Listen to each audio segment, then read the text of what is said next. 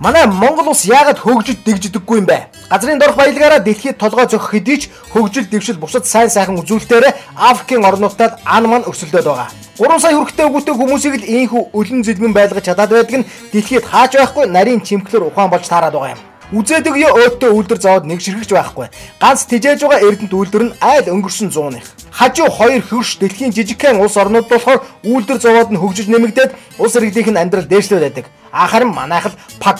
Төр засаг нь хөгжүүлж барахгүй байна гэдгийг нь ард иргэд мэдээд өөрсдөө дэлхийн шин технологиг олж авчираад бензин, тос, дижил төрш мөшөө гаргаад авчиж. Харин өргөжүүлээд үйлдвэр завод барья гэхээр 76 гишүүн төр засаг нь эсэргүүцээд болдгоо юм гинэ. Аргагүй л дээ. Хэрвээ монголчууд Монголдо турш үйлдвэрлээд эхэлчих юм бол Ник Петроус шунхлаа сод Монголын эзэд хаашаа гарч өгөх юм болж байна. Монголчууд дотроо үйлдвэржээд хөгжөөд эхлэх юм бол хэн тэгээ тэр ядарсан Орос, Хятад, Америк, Канадад хөрөнгө оруулах юм аа? Хэн тэгээд гадны ядарсан компаниудад улсаа барьцаалж зээл авч өгөх юм. Хэлээдэх та нар. Ер нь явж 76 гишүүнд баяжих ёстой болохоос биш жирийн та нар муусан хүн шиг амьдарч улс шиг хөгжнө гэж ёстой гонж. Дуугаад 76-гаа хараад өгүүлэлтчихэд өгөхгүй хонхолцоод явж байна.